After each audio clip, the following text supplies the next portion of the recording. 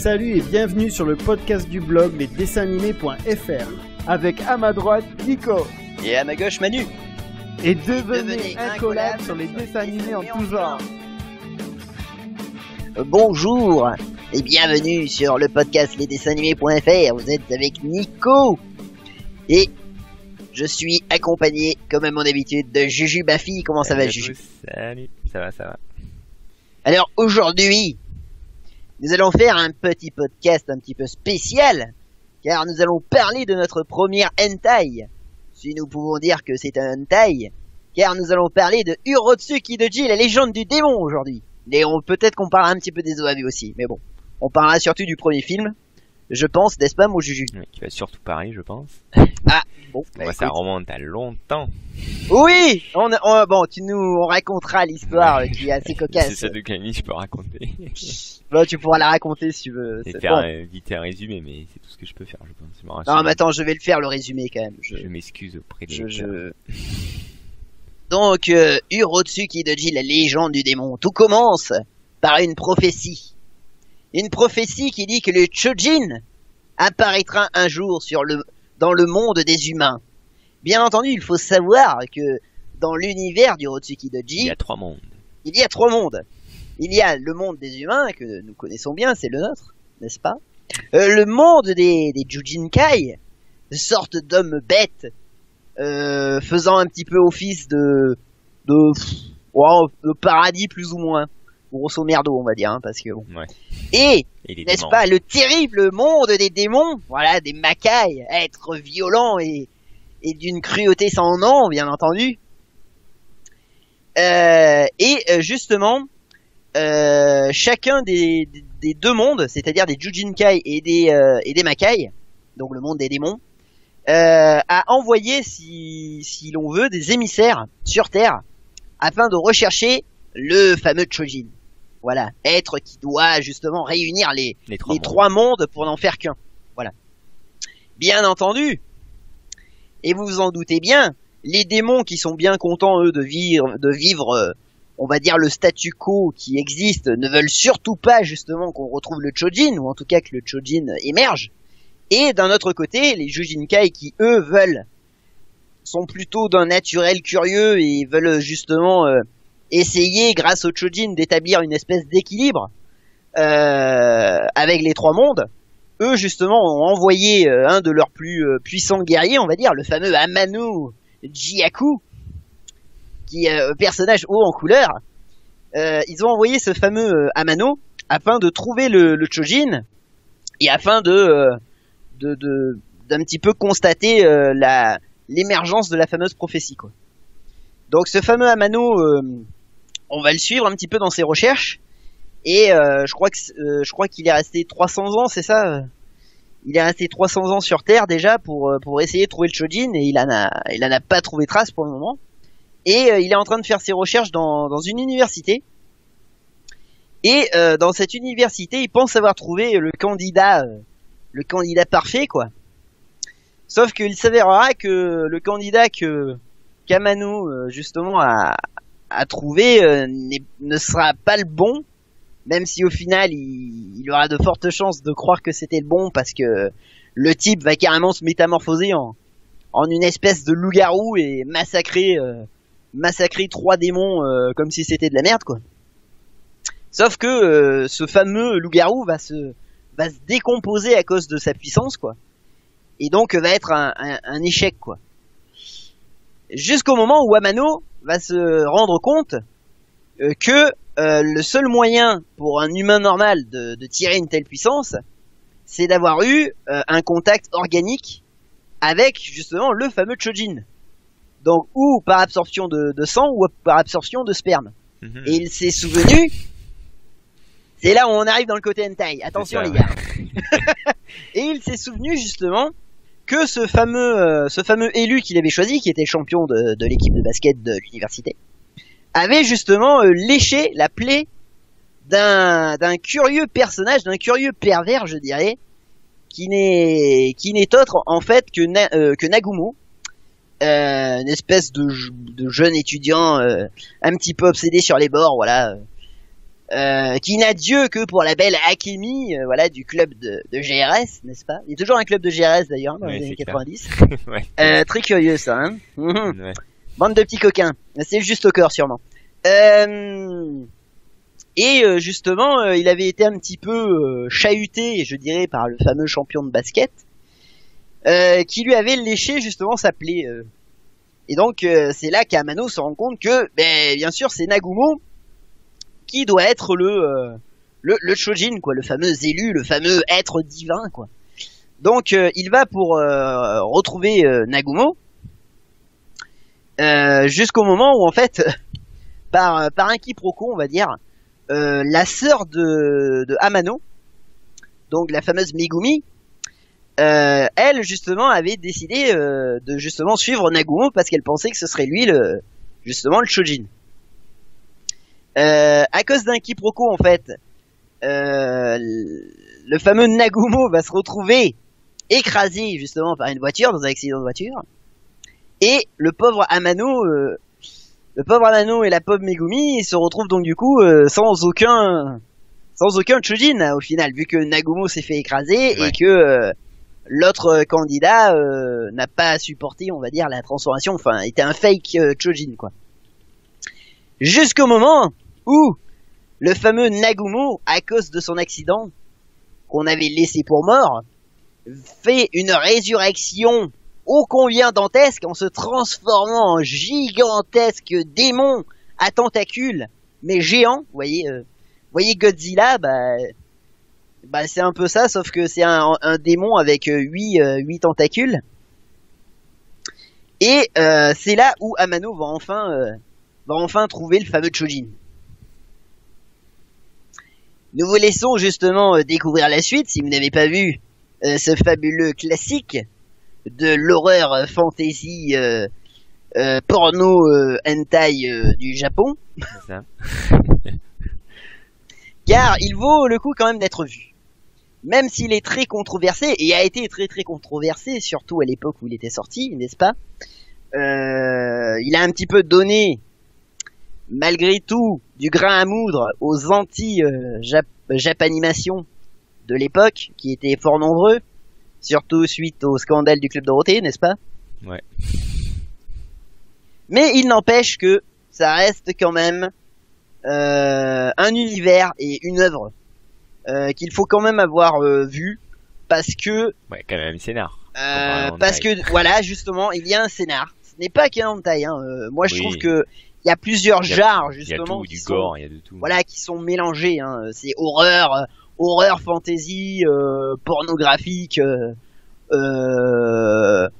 enfin il y a des combats à la DBZ et tout, enfin je dirais que c'est un tout, voilà, Urotsuki Doji. C'est ça qui est intéressant d'ailleurs, parce que certes, comme on le dit, il est quand même rangé dans la catégorie des hentai, mais comme dirait Pipoudou, un hentai avec un scénario, c'est ça qui est bon.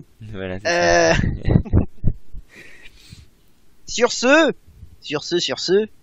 nous allons raconter quand même, parce que nous, cette œuvre est assez culte pour nous, parce que justement, on a une petite anecdote quand même là-dessus, qui vaut le coup d'être racontée, qui est vraiment fabuleuse, hein. C'était une odyssée vers justement la découverte d'autres choses. Non, c'est surtout tu as menti à l'époque. Oh non, c'est toi qui m'as perverti. Donc on avait quel âge? J'avais 14 ans, 15 ans. Oh pop, on était en 4ème, c'est facile de faire le calcul. Ouais, moi. Donc on avait 14, oui. Ouais, voilà. 14-15 ans on avait. Donc où à l'époque les vidéoclubs existaient encore. Oui, oh les bonnes VHS, hein, Voilà. de papy. Du coup il me dit on va aller. On dit à ma Ah, mère, on veut aller louer. C'était ta maman. C'est ça. C'était ta maman qui avait l'habitude d'aller dans ce vidéoclub. Pour nous Qui aussi. est d'ailleurs le même que le mien, hein, en fait. Hein, je très bien. Et du coup, Et apparemment, tu m'as dit, je prends ne ça, savais pas prends ça, vas-y, c'est très très bien. Moi, je t'ai fait confiance. Oui, c'était dans la. Alors. Bon, ma mère aussi. bon, alors, j'explique quand même l'histoire. C'est que le tenancier de ce fameux vidéoclub avait foutu les Urotsuki Doji dans le rayon des dessins animés. Voilà, pour enfants, je précise. Non, mais il y en avait où il y avait pour enfants, mais il y avait écrit précisé adulte. Sauf que ceux-là, ils n'avaient pas précisé. Je pense qu'il Voilà, n'avait pas dû les peut-être. voir. Non, mais ils les avaient pas vus, hein. Ils les avaient pas vus, ils les avaient classés. Non, je déconne pas. Ils les avaient classés avec les maîtres de l'univers et tout le bordel, hein. Donc c'était du coup, vraiment il me- pour les dessins animés, quoi. Nico gentiment me dit, prends-le, t'inquiète pas, fais-moi confiance. Moi je Ouais, fais confiance. Devant ma mère. tranquille. Arrive à la maison, il me fait regarder ça alors qu'il y a ma mère en bas. Truc de cul. Mais en plus, D'accord. je savais que Jus, tu vois, il avait la force. Et Je bien savais sûr. qu'il ne... Et en plus, Magouille et compagnie derrière, hein, vite, hein, copie-moi-le. On a fait la copie. Ah je crois. oui, mais oui, bien entendu. Ah, Mission Impossible. Et oui. C'était fabuleux. C'était des... Fallait être MacGyver pour copier les VHS à l'époque. C'est vrai en plus. Mais on a réussi, on a chacun eu notre petite copie, on était très contents. Voilà. Voilà. Pour la petite anecdote. Alors il faut savoir que bien entendu ça avait été édité à l'époque par Manga Vidéo, voilà pour les plus vieux qui s'en souviennent. Manga Vidéo qui avait sorti tout un tas de films, ou en tout cas de compilations d'OAV pour en faire des films justement. Dont voilà il y avait Macross Plus, il y avait Urotsuki Doji, Appleseed, et j'en passe, il y en a, Ouais, ils les en Golgo. sortent tellement, les Ninja Scroll, Ouais, ils avaient fait un les coffret Cyber spécial. Police, Golgo il y en avait, 13. voilà, les Venus Wars, enfin vraiment Ouais. une époque, je trouvais, c'est une époque bénie. Ouais, C'était une époque bénie, voilà, où il y avait vraiment de l'animation, Dominion de l'animation Star Police aussi. adulte, quoi. Voilà, de l'animation adulte, quoi. Ouais, non, c'est clair. Puis l'animation Et- est pas mal faite. Pas trop. À mignon l'animation, pour ça. c'était des OAV, donc du coup l'animation était de meilleure qualité que certaines séries télé. On va pas généraliser, mais donc voilà, on savait que on en aurait pour notre argent, et ça a été le cas avec Urotsuki Doji. C'est clair. C'était l'époque où il fallait se battre pour pouvoir voir des trucs comme ça. Donc on avait encore plus de fierté, tu vois, d'avoir réussi notre coup, quoi. Ouais, c'est clair. Ou d'avoir réussi mon coup, voilà, tout seul, voilà. J'ai manipulé tout le monde. On le dira un jour à ma Donc, mère. non, il faut pas. Laissons-la dans l'ignorance de la chose. Non, sinon, pour lui faire comprendre, on serait obligé de lui montrer Urotsuki Doji, les légendes du démon. Donc, c'est pas non plus. Elle va faire une syncope, la pauvre. C'est ça. Bon, D'ailleurs, sur ce. Où les Japonais adorent aussi les monstres à tentacules, hein, c'est vraiment leur truc. Hein. Oui, tout à fait. a Bah, pas changé, et en parlant de ça, il faut vraiment savoir que c'est Toshio Maeda qui a justement innové ce genre de choses. Parce que c'est vraiment avec Urotsuki Doji qu'on a eu justement ce changement pas ce changement, mais cette inspiration là derrière en fait. Ouais, Parce c'est qu'après dans- derrière tout le monde l'a copie bah en oui, fait. dans Hein. Ninja Et il faut Scroll, bien il y en a un savoir que petit c'est peu aussi. vraiment, voilà, il faut vraiment savoir que c'est Toshio Maeda qui avait vraiment inventé, je dirais, le truc des jeunes filles qui se faisaient, violenter par des tentacules. Hein. Mm. Et d'ailleurs, ce qui avait choqué, hein, c'est ce qui avait choqué toute la bonne société, bien entendu. Et il faut savoir que c'est quand même inspiré d'un tableau de Hokusai. Et c'était le fameux tableau où c'était une jeune femme qui était en train de se faire tentaculer par une pieuvre. D'accord. Et l'inspiration vient de là aussi, des deux. Et en fait, Toshio Maeda, pourquoi il avait fait ça? C'est parce que à l'époque, la loi japonaise interdisait que l'on représente les attributs masculins en fait. Ouais. Alors, il y avait une nuance. On peut mettre entre guillemets. La loi s'est durcie depuis les années 2000. Hein. Elle est devenue beaucoup plus dure, mais à l'époque, Quand la tribu féminin, il le montre, y a pas de souci. voilà, c'est ça. Voilà, ce que j'allais dire entre guillemets, parce qu'il faut savoir, voilà, que Oui. cette loi interdisait en fait. Qu'est-ce que cette loi interdisait? Elle interdisait de montrer l'acte de pénétration. Oui. Par contre, tu pouvais montrer un sexe masculin en érection et tu pouvais montrer un sexe féminin sans problème. Mais il fallait pas que tu les montres ensemble. D'accord. Voilà, copulés. Donc voilà, donc c'est pour ça justement, il a détourné la loi en faisant ce genre de truc, Ouais. justement. Mais le problème, c'est qu'en faisant ça, ça a été peut-être encore pire que s'il Bah oui. avait vraiment fait le truc. Ouais. Ils sont fait avoir. C'est la faute, voilà, c'est la faute de l'État. Voilà, ne vous en prenez, ne vous en prenez qu'à une seule personne, c'est l'État. Voilà. Donc c'est très très rigolo, oui, justement de parler de ça, ouais. Quelque chose à rajouter sur notre petite anecdote de jeunesse? Non, je crois que c'est bon. Non, c'est bon, on a On fait le tour. flippait un peu de se faire choper quand même. Moi, ça. Ben non, parce que Et non, il y parce avait que- il y avait que moi qui savais. Oui. Et je ne te l'ai pas dit. Donc ce Non, qui mais est c'est pas drôle, ça, c'est que le toi, vendeur tu y arrivait là, allais, il te dit, ah, tu y allais complètement innocent. oui. Alors tu ne risquais rien avec le vendeur, parce que moi, avec mon génie caractérisé, Moi, je- je savais que si le vendeur il avait foutu les trucs dans les dessins animés, Ouais, c'est qu'il savait pas ce qu'il y avait dans la jaquette. on aurait dû lui dire après. Tu trouvais pas, Non. Ah non, au contraire. J'espère qu'il y en a d'autres comme nous qui l'ont fait après derrière. ouais. Non, pour rien d'autre. Donc non. voilà pour notre petite histoire, notre petite jeunesse, notre petite jeunesse rebelle. Après, on peut Donc, parler sur ce- des doubleurs, je pense. Ah, tu veux parler des doubleurs? Ah non, je sais pas. Comme tu veux. Ah, si tu veux en parler maintenant, on peut en parler maintenant. Donc oui, alors il faut savoir, bien entendu, et c'est ça qui est très très drôle, c'est que ils ont fait, en tout cas, la légende du démon et le deuxième film d'ailleurs, enfin le deuxième film qui suivait, l'enfant errant. Il faut savoir que ces deux-là ont été doublés. Alors moi, je trouve que le doublage est très très bon. Bah, J'avais sans bien aimé le l'époque, doublage, généralement, j'avais bien aimé le doublage français. c'était pas trop. Et voilà, donc alors il faut l'expliquer, c'est que dans le doublage du Rotsuki Doji, on retrouve énormément de grands doubleurs, voilà, de doubleurs à la voix mythique que nous connaissons toujours, qui bossent toujours aujourd'hui. Hein. On a le plaisir de les entendre encore de nos jours, Ça va être tout jeune. et heureusement. Ouais. Et en fait, donc il faut savoir que, par exemple, la voix qui fait Nagumo, donc le Chojin, le fameux Chojin, n'est autre que Thierry Bourdon. Et ça va peut-être rafraîchir la mémoire des plus jeunes d'entre nous qui nous écoutent, mais Thierry Bourdon, récemment, il a été la voix de Lelouch dans Code Geass.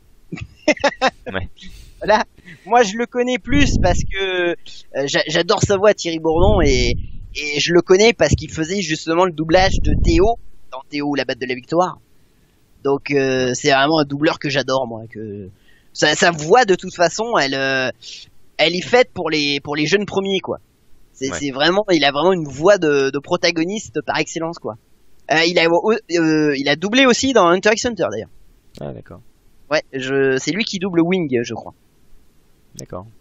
Et le premier ou le deuxième? Non, Ah non, la celui. deuxième, pas la Oui, première série, oui. ouais. L'autre. Ouais, de 2011, je crois. Ok. Ensuite, bien entendu, nous avons la voix de Pif le chien. Voilà, c'est comme ça que je l'ai connu la première fois. Mais nous avons la voix de William Corrin, qui bien entendu on le connaît parce que c'est lui qui supervise depuis des années le doublage de non de South Park, bien entendu. Ah oui, mais je regarde pas Et spécialement. oui, c'est la voix de Kyle. Voilà, la fameuse voix de Kyle et de beaucoup d'autres personnages secondaires de South Park. Nous avons un autre doubleur qui est très connu parce qu'il double dans une série mythique et culte, elle aussi, c'est DBZ. Nous avons le fameux Marc Lesser, qui est la voix de Gohan adulte, qui double aussi, et qui nous fait l'honneur aussi de doubler dans Urotsuki Doji. Et en fait, ce qui est très très drôle... Il fait deux voix d'ailleurs, Kuroko et Nikki, je crois. Il fait Kuroko et Nikki, ouais. Et ce qui est très très drôle, c'est que justement, ils ont récupéré que des doubleurs qui doublaient déjà des séries sur le Club d'eau, voilà, et même sur la 5. Et en fait, ce qui est assez rigolo, c'est que pour certains, ils doublaient vraiment des dessins animés faits pour des enfants, quoi. Mais ça devient Et pareil que quand ils ont vu, voilà, quand ils ont vu Urotsuki Doji, ils se sont dit, mais merde, comment on doit prendre le doublage, quoi. C'est ça. Parce que c'est quoi le truc? C'est gore, c'est porno, on va où, quoi. Et donc ça a été très très drôle, mais mine de rien, ils s'en sont bien tirés. Le doublage est excellent. Hein. Moi, j'avoue que vous pouvez parfaitement le regarder en français. Le doublage est génial, surtout William Corrin, voilà, qui fait Amano Jiaku, qui est vraiment fabuleux, quoi, qui interprète très très bien le personnage, quoi. Sur ce, Nous allons parler de ce diable d'homme, de ce fou, de ce génie, appelé Toshio Maeda, qui est donc le créateur, car il faut le savoir, Urotsuki Doji est avant tout un manga qui a été adapté justement en OAV et en film par le fameux réalisateur Hideki Takayama. Et il faut savoir d'ailleurs que Hideki Takayama, il a bossé sur Gugu Ganmo par exemple. Oh putain, ça remonte ça. Oui, ouais. Il a bossé sur Keroro. Oh putain. Il a bossé sur Keroro. Il a bossé sur Keroro Mission Titar. Il a bossé sur Naruto Shippuden. Il doit pas être tout jeune ce jeune. Ah ouais non mais il y a du calibre. Hein. Ah oui, c'est sûr qu'il est pas. Il a bossé sur Neoranga, qui est une petite série, bon, que moi j'avais vu sur TF6 à l'époque, qui était très très bien. Et il a fait aussi les Vampire Hunter. Si tu te souviens. Donc sympa. Moi j'aime bien son CV à ce mec-là, même s'il a pas fait. Bon, et s'il a fait une dizaine de trucs. Ouais. Il a quand même fait des trucs sympas, dont Urotsuki Doji. Mais revenons sur la genèse avec notre fameux Toshio Maeda. Toshio Maeda, qui a laissé tomber les super-héros pour en venir aux tentacules, comme nous le savons très bien. En fait, il faut savoir que Toshio Maeda est né en 1953. Il est originaire de la ville d'Osaka, et depuis tout petit, comme beaucoup d'artistes qui sont devenus de très célèbres mangaka, il avait une véritable passion pour le dessin. Et il était très confiant dans sa technique. Il se disait, ouais, j'ai un super dessin, tout ça. On va dire qu'il avait, dans sa jeunesse, il avait un petit peu la grosse tête. Et il disait, je vais faire mes études, je vais aller jusqu'au lycée, puis après je vais me lancer en tant que mangaka. Donc il décide d'envoyer en fait, de participer à un concours, comme il y en a beaucoup au Japon, un concours de mangaka. Donc il a envoyé une petite histoire et tout ça, qu'il a envoyé bien gentiment et tout. Et là, en effet, il gagne le concours. Il gagne le concours et il finit premier. Donc bien entendu, le malheur, c'est que ça l'a encore plus flatté dans son ego. Ouais. Et il décide donc, en se disant, punaise, je vais devenir une superstar. Voilà, rien que ça. Il décide de monter à Tokyo. Là, à Tokyo, il réussit tant bien que mal à devenir l'assistant d'un mangaka du nom de Kenji Nanba. Et rapidement, il se rend compte que bon, le boulot d'assistant, c'est pas la panacée, quoi. Hein. Ouais. Souvent, vous êtes relégué à faire le café. à faire le café, oui, bien évidemment, mais vous êtes relégué à faire les ancrages ou à faire la salle besogne, quoi. À faire la salle besogne, voilà. Et donc très très vite, le Toshio Maeda, bon, il en a un peu ras les couilles, quoi. Et puis à force, malgré tout, d'insister sur le fait qu'il pouvait améliorer le truc, machin et tout, le fameux Nanba va lui donner plus de responsabilités. Ouais, il va lui faire confiance. Il va lui faire confiance et il va s'occuper un petit peu de créer tout ce qui est décor et tout ça, machin et tout. Et en effet, on se rend vite compte que le manga a pris de la valeur depuis que Toshio Maeda s'occupe des décors, par exemple, du manga de son maître, quoi. Et c'était quoi le manga? Je sais pas. Ah, je ne sais pas. Ah. J'ai pas plus d'infos, hélas. Ok. C'est juste une question. Donc du coup, Toshio Maeda, quand même, il commence à en avoir marre et tout ça. Il quitte son sensei en se disant, bon bah c'est bon, maintenant je connais un petit peu le business et tout ça. Je vais essayer d'aller démarcher pour gagner ma vie. Je vais aller démarcher un éditeur. Donc il réussit en fait à...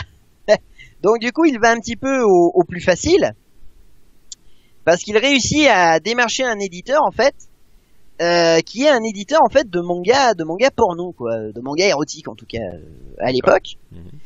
Et en fait son éditeur lui dit, alors vas-y mec, fais-moi des trucs classiques, voilà, le plombier qui débarque dans la maison de la ménagère de 40 balais, qui se la farcit, machin. Et puis Toshio Maeda, il se dit, putain, mais Mais pourquoi vous en restez tout le temps à ces espèces de lieux communs, quoi, qui sont complètement, qui commencent vraiment à faire chier tout le monde, quoi.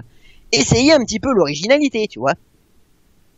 Et c'est là que il propose, justement, c'est comme ça que se crée Hirotsuki Doji. Et c'est là qu'il propose justement, pourquoi vous feriez pas des trucs un petit peu fantastiques, avec des démons, avec des humains, avec des machins, hein. Là, son éditeur, un petit peu stupéfait, lui dit, mais écoute, ouais, ça a l'air pas mal, vas-y, lance-toi, quoi. Et c'est là qu'Hirotsuki Doji est né et qu'il sera un véritable carton, voilà. Un carton dans tous les magazines érotiques du Japon. Et c'est là que Toshio Maeda rencontrera, je dirais, son premier succès, même si c'est dans le genre hentai, bien évidemment. Donc voilà, et donc il faut savoir quand même que bien entendu Toshio Maeda n'a pas fait que Hirotsuki Doji, il a fait bien d'autres mangas, dont par exemple Maju Senshi Abu Gaiyuku. Il a fait aussi Yumesho Shield. Il a fait Mado Senshi, il a fait Eden no Kaze ou Kiko Jinruiden Body. Voilà. Voilà, bien sûr. Et il n'a pas fait, bon, et bien entendu, il n'a pas fait que du porno, même si c'est le grand maître du hentai japonais pour moi. Et c'est ça, quoi. Son meilleur, c'est Hirotsuki Doji ou son plus ah célèbre? Oui, bien sûr. Son plus gros succès, c'est ça. Ah bah oui, bien entendu, son plus gros succès. Hirotsuki Doji a eu un succès mondial, alors que ses autres mangas ne se sont vendus que au Japon, quoi. Ouais, voilà, d'accord.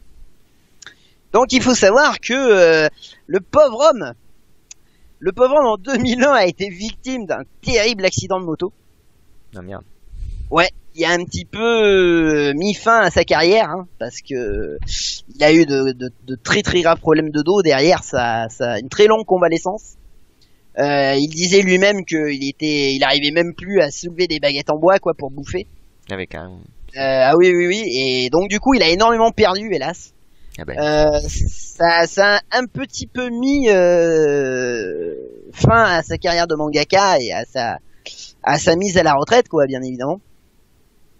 Mais il faut savoir que même si aujourd'hui Toshio Maeda est un vieux retraité, il n'en reste pas moins que il s'est quand même trouvé et a fait le point avec lui-même grâce à cet accident de moto et à toute sa carrière, voilà. Un grand maître s'il en est, voilà. Bon. Oui, c'est pas de pour lui, quoi. Eh oui, hélas. Hélas. On aurait aimé avoir une suite à Hirotsuki Doji, mais bon. Ah, il peut toujours donner son idée s'il a toujours son cerveau. Ah oui, c'est pas faux. Des dessinateurs de talent, il y en a maintenant. Tout à fait. Donc voilà, mais écoutez. Donc du coup pour le voir, je crois que ça y est encore sur YouTube, mais bon, pas en français. Pour ceux qui veulent le voir. Ah, il y a encore en français? D'accord. Ouais, oui. Okay. C'est le mec du vidéo club, donc, qui l'a mis. Oui, c'est lui. Bon, apparemment, il est sur YouTube en français. Étonnant. On devrait pas le dire, ça. C'est étonnant. Bah, sinon, sur ce, si vous avez plus de 18, que vous aimez l'horreur, que vous êtes farci les Bible Black et que vous avez aimé ça, bande de cochons, Hirotsuki Doji est fait pour vous. Il est moins de 18, pas moins de 16 à l'époque? C'est pas plutôt moins de... Non, c'est vraiment moins de 18. Non, c'était 18. D'accord. Non, même, non, c'était 18. Attends, faut pas déconner. C'est la première. Attends, t'as pas vu 5 minutes du film, il y a déjà une gonzesse qui se fait violer par un démon, donc ouais. Faut pas déconner, quoi. Bon, voilà. Sur ce, chers animés fans et chers auditeurs, nous allons vous laisser. Voilà. Pour un prochain podcast, on essaiera d'être un peu moins graveleux pour le prochain podcast, oui, n'est-ce sur pas? Pipoudou, ça sera nickel. Non. On le fera, mais plus tard. Sur ce, Jujubafi, je te D'ailleurs, laisse. étonnant, c'est le premier podcast qu'on fait à 22h. Donc c'est moins de 18 ans, comme par hasard, on fait le soir. Faut pas le dire. Faut pas le dire à quelle heure on enregistre les podcasts. Bon, sur ce, avant que Jujubafi n'en dévoile trop sur les coulisses, on vous laisse. À bientôt. Et à bientôt, chers amis. fan. Nico, hein, moi je peux beaucoup parler. Désolé. Non, mais la mémoire flanche, je suis plus vieux. C'est bien, t'as participé, c'est bien, j'aime. L'essentiel c'est de participer, comme on dit. Voilà, c'est ça. Allez, sur ce, bye. Allez, bisous tout le monde.